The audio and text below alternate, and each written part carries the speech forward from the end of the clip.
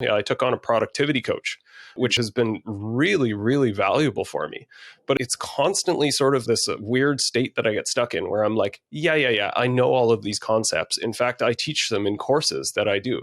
But the knowing and the doing are still always so different, right? You need someone to just sort of poke you and be like, hey, have you done this? Like, why are you blocked? What are you thinking about? Like, what are you trying to avoid? And having a coach to just sort of ask the right questions and sort of walk you through that process, be like, you know what? You're right.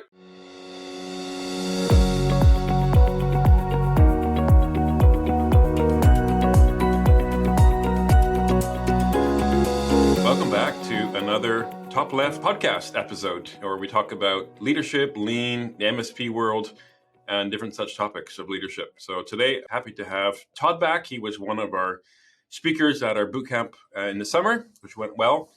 And so good to have you today, Todd. Appreciate you having me on. Welcome. Thanks, Mike. Yep.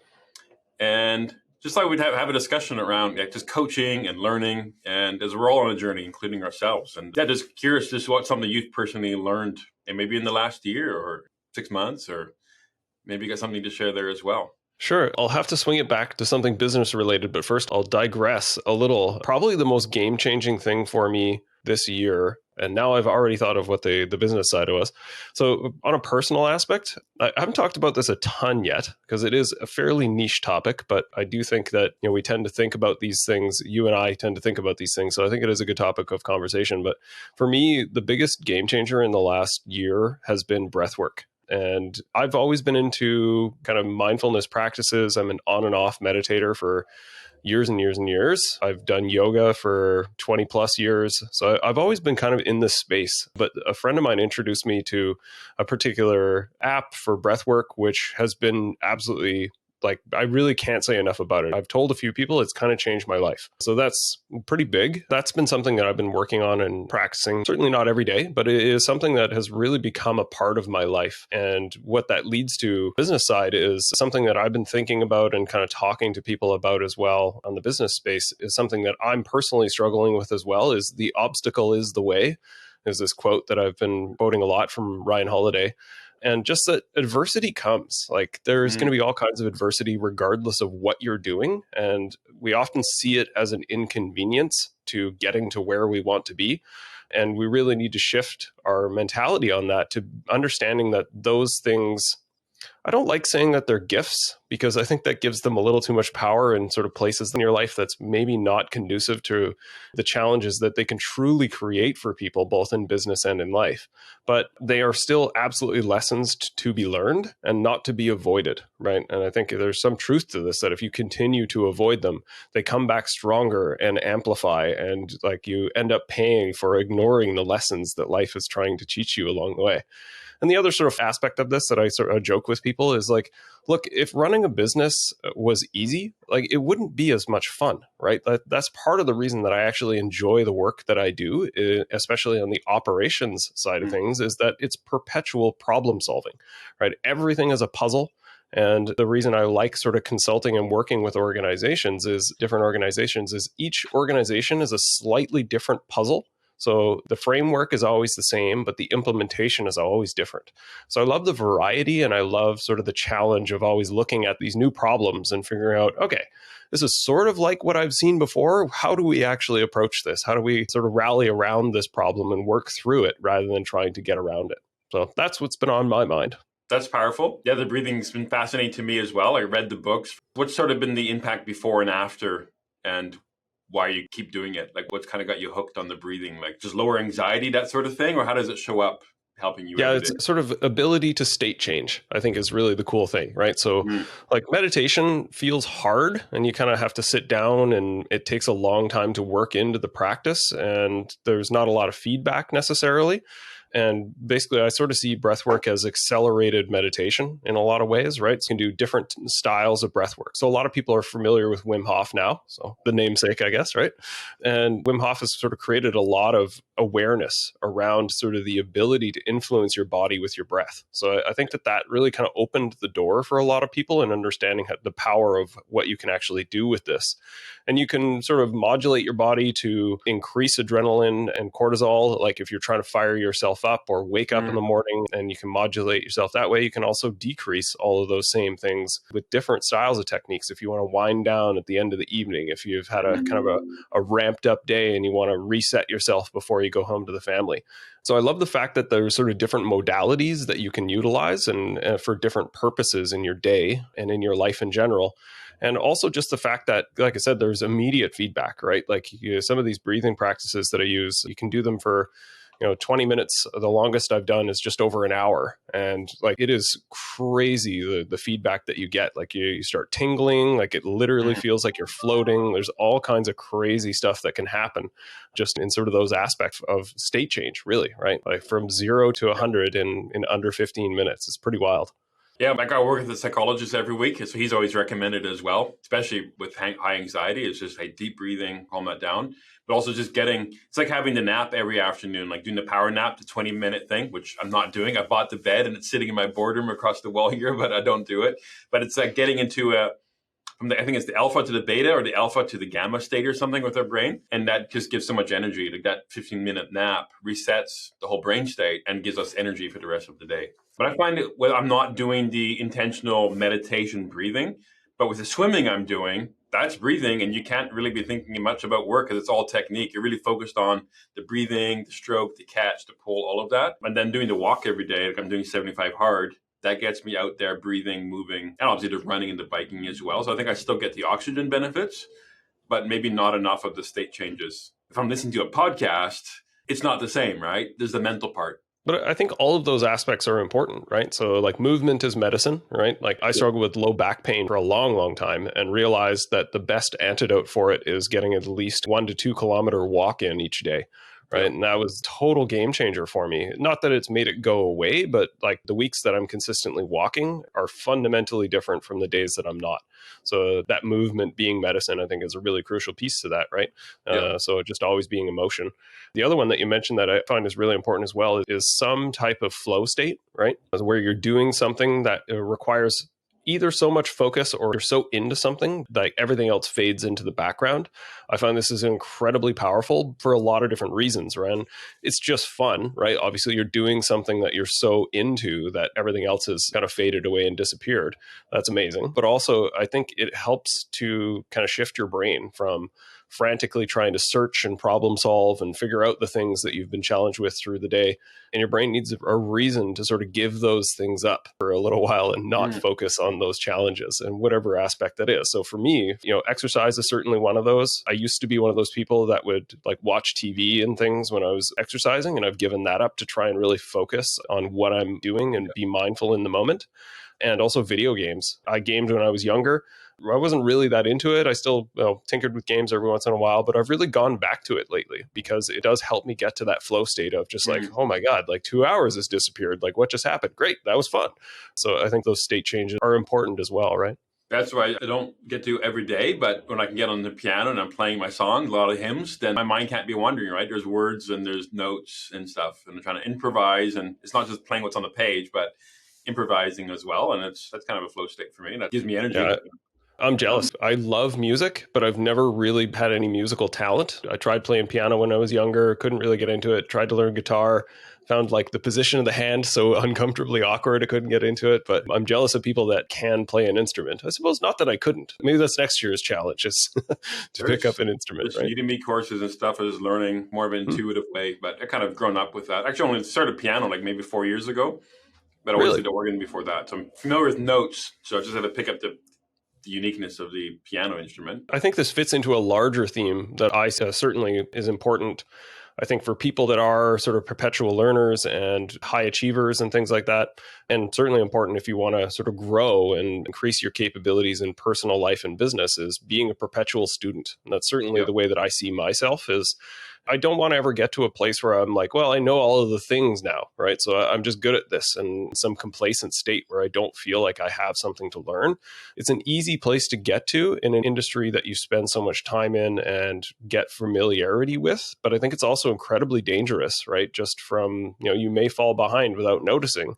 but also like there's always aspects to learn or potentially relearn, right? Like I was joking earlier that, there's a perennial nature to the things that we learn in our industry, and we solve 3 or 4 problems, we figure out some key ideas, but we constantly need to be reminded of them, right? And where I would sort of add on to this with the idea of coaches, like the last couple of years, I guess 2 years ago, I took on a productivity coach, which has been really, really valuable for me. But it's constantly sort of this weird state that I get stuck in where I'm like, yeah, I know all of these concepts. In fact, I teach them in courses that I do.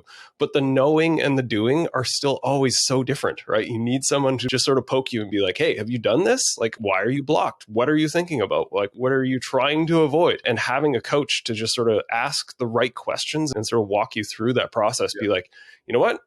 You're right. I am lying to myself, and this is important, and I should go do that. And now you have the marching orders for this week, right? It's always sort of coming back to that. Like everyone needs coaches in every area that they want to improve upon. Like again, sort of I picked up this productivity coach 2 years ago, realized it was actually quite helpful, and it led me to get an exercise coach as well. So I was like, well, it's helped me here. Maybe it'll help me here as well. And it's been really beneficial from commitment and an engagement standpoint and just accountability. All of those aspects have been really, really useful, right?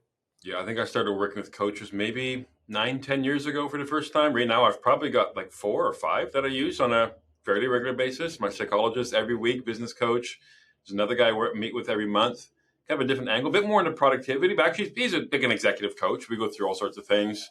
A nutrition coach. I got my fitness coach, like doing triathlon training. That's been a game changer for me, is going from last summer I couldn't run without pain to now did my first half marathon, all because I work with a coach. What I find is like I'm in his basement studio he has, his gym, and like I'm sitting there, it's like torture, right? But like my mind is seeing all the connections to business of, you got to know your rhythm and your pace and your limits. And you should be able to repeat the same workout the next day. We shouldn't be killing ourselves today, feeling good, but then can't work out for 2 days because we got a sore back or something. I'm seeing all these connections of the consistency, the discipline. There's a different place. There's time to relax and recover. And you have different themes for different weeks. You might have a build week. You might have a pain week, a recovery week. You got your taper before you go into your longer event nutrition. So I see that a lot of these things apply right into business, how we do things. That's when I work with the one coach, he's always thinking about, okay, how do you take what you've done with learning piano the last 4 years or the triathlon training and apply that to emotional intelligence or working with your wife, different things. And that's been a really good way of breaking it down at small steps, small bites, finding the easy path in a good way. Yeah, like a lot of those concepts, as you say, are similar and they're applicable, but they're not always obvious either, right? But like some of those fundamentals that you mentioned, I think are really key, right? Like coming into the holiday season, I use this as a time to work on sort of reflection and internal projects. And I tend to black out my calendar so I don't have a lot of stuff that keeps me distracted. I'm still working. I don't sort of take kind of 3 weeks off and laze around. It's not really my style, but I have to be intentional to also take time off to be reflective, because without that, there is sort of always some distraction. And I think that's both important, both in a personal aspect as well as a professional aspect. So I agree, like whatever you're learning, it probably has applicability in other places that you haven't potentially thought of, right? Yep, we can be blind spots. That's where I like the coaching of seeing those things called out and asking our people what they are. There's a lot there on the blind spots. Don't realize it. Yeah, one lesson I've learned this year is like I love to learn. I love data. I love being the fly on the wall, just exploring, like, hey, what's going on with that process? What could be sales or marketing? And I found that my curiosity was impacting the results because it would get people overwhelmed. Like it's a judgment on their work. And really, I was just curious. It's not saying you're doing a bad job or you need to do this quicker. So when I pivoted that to still fulfill my need to learn and grow, which can be done in so many ways. There's infinite ways of doing that. But positioning it, hey, I'm just being a fly on the wall, just curious what's going on. That really helped. It really focused my conversations with people. Actually, they're a lot tighter now. Instead of being an hour of learning what's going on, exploring and looking at all sorts of documents and dashboards, it's like, what's the result? I don't ignore the context and the stories, the justifications, the excuses, but here's the metric. Let's say open tickets or sales calls, whatever it might be. And where does it need to be and how are you going to get it back on track? So having more of a coaching conversation around results has like totally changed the business in like 3 months. So I'm curious on that. Like when you started doing that process, was that something that you communicated with staff? And if not, was it something that at some point you communicated what your intent was when you were kind of asking those questions and being inquisitive? My old whim? No, because I would never really say it. Just I would ask the questions and we explore it and we'd go over on our calls and go off track and never have a good action. But at some point, did you kind of like stop and say, like, hey, person on your team, I'm curious about these things. This is why I'm having this meeting with you. This is why I'm curious about these things, like giving them a bit of the why around at least framing the process that you were getting into? Yeah, I never did that before, but now I would. But it also Right. forced me to stop and think. And it's like, is this really helping them? Or could I just find the information myself if I click through all the systems? Do we really need to do it in a meeting? Do I need to email this? And it kind of was related to the reporting I was asking them to do. So I'd give them all these questions to ask and forms to fill out so I can keep a weekly pulse, because running 3 businesses and 35 employees, like I can't be in all the meetings. I can't be in level 10s every week. A lot of things I can't do. So I have to design it so that we're still growing and thriving and I get what I need, they get what they need. But the reporting was kind of overwhelming and received as overwhelm and judgment and that I don't trust them. Kind of trust was the underlying thing. So I backed off the reporting and we're actually going faster and they're more empowered to do things. So I realized a lot of it was fly on the wall curiosity and not really about the result. They're like, are you not happy with the results, the money coming in? I'm like, yeah, I'm happy with that. But part of the reason that I ask is I think this is a common trap that I see managers falling into is they have a good idea. Either it came from like a conference they went to, a book they read, and they want to start doing something. And then out of the blue, they sort of change their interaction with staff. And staff are kind of like, the spidey sense goes up. They're like, what's going on here? Like why is Wim at my desk every other day now? Like, is he unhappy? And there's a lot of like, without that context, people tend to fill that void with their own narrative. So I always advise people, like, if you're going to make a managerial change, and it can be something simple of like, I'm going to start sending a weekly email on status reports. I'm going to start sitting with each of you, like outside of your one-on-one, and asking questions about the work that you're currently working on and explaining why you intend on doing that. I think is a really important aspect of that, so that you can fill that narrative void with them and take away that defensiveness. And now instead of like, why is Wim here doing this? He's like, oh yeah, Wim said he just wants to understand more aspects of the business and to be helpful. And rather than all of us have to do some type of reporting package, like he just wants to understand what's important and then ask for those things specifically. So it makes such a difference. Like, and we often sort of assume as owners and managers that like, oh, this is why I'm doing this. I'm sure they understand, or we just don't even go that far of like, it's probably not that important, right? But it is, right? It is really important to give people context of the changes that you're making, right? Yeah, so I basically shared my story, my experience going through it. Right. So it's just being open and vulnerable about why and how I used to be and realizing what's necessary, required. And yeah, they're like, great. Because it kind of validated what they were saying. It's just I wasn't hearing it previously. They've been maybe telling me for a year or 2 years or a long time. And that's still not all that there yet. So that's working on removing overwhelm. Because I create the overwhelm in the organization. If there's people burning out, it's because patterns I've established maybe years ago, but are still in there. So that's why I work a lot on what's up here between my ears, what's in my heart, because that impacts the whole organization. It goes through, even if it's not words I say, but it goes through. So if I can reduce how I impact my direct reports, my leaders, that's going to cascade through and how they delegate and such. So I can learn from them too, because some are good. So maybe learning from them and taking some of their habits as well. And it's not just the words we use, it's just the energy behind it. So if I change my state of being, upgrade who I am, then that impacts everyone. Right. An important aspect of that, of just being aware of the things that prioritization is really king, right? For the things that how you're making your team successful is these are the things that are important that we need to work on. And, here are the priorities. I may have asked for something. It's not sort of last in, first out type mentality of if my boss asked me for this, I better get working on it right now, right? So explaining that context and prioritization for people, I think is really crucial for defending against overwhelm, right? Yeah, a lot of things to that. And then, just curious on working with your clients, what's maybe a great transformation of the last year that you've seen maybe a client go through? I'll not mention my name, but that you're like, wow, they've made a lot of progress with their leadership or their business, ops managers, service managers. Yeah, luckily I get to see this fairly frequently, right? And so, at least kind of once or twice a year, I do get to see this transformation that I absolutely love of a manager that is stepping into a role and feels somewhat overwhelmed, unprepared, and working with them directly sometimes, and certainly with the executives around sort of understanding that role and understanding their priorities and being able to sort of step up and own the things that they do need to get done. I can think of at least one circumstance where that I've seen that transformation happen, and it's just such an awesome thing to see that it's gradual and then it's all of a sudden, right? Like at first, like they just feel really fragmented. They're very stressed. There's a lot of self-doubt happening. And then over time, they're like, you start to see these little nuggets appear of like something clicks and they understand one aspect. And then they're really confident around that one thing. And then it sort of clicks over to another thing. And then very quickly, like once it starts the train leaves the station, it picks up speed quick. And then all of a sudden you'll notice they'll show up at one meeting where they just feel like they've arrived, right? And their presence is different. Their confidence is certainly different. You can really see that, like, okay, like now they're ready, right? When they showed up, like it was a steamy mess, right? And now they're really owning it and confident in their role and, able to really build upon that foundation. So that's honestly one of the most rewarding parts of my job. It was the thing that really gave me a bunch of energy to go into the operations side of the business when I realized that I could permanently change the direction of someone's life for the positive. That was incredibly influential on understanding why this work is important, right? Because it's not just sort of, hey, you help with this project, fantastic, and then, on to the next thing. If you can help someone become a better leader and more confident in their role and grow professionally, that is something that will pay dividends into the rest of their life. And that's really, really powerful. Yeah, awesome. Thanks for sharing that. It's not about tools and PSAs and stuff. It's really those sorts of things, because they can get those results even with subpar tools, and elevating their confidence, their belief, their perspective, impact. Yeah, it's cascading, impacting their team and their colleagues and everything. Yeah.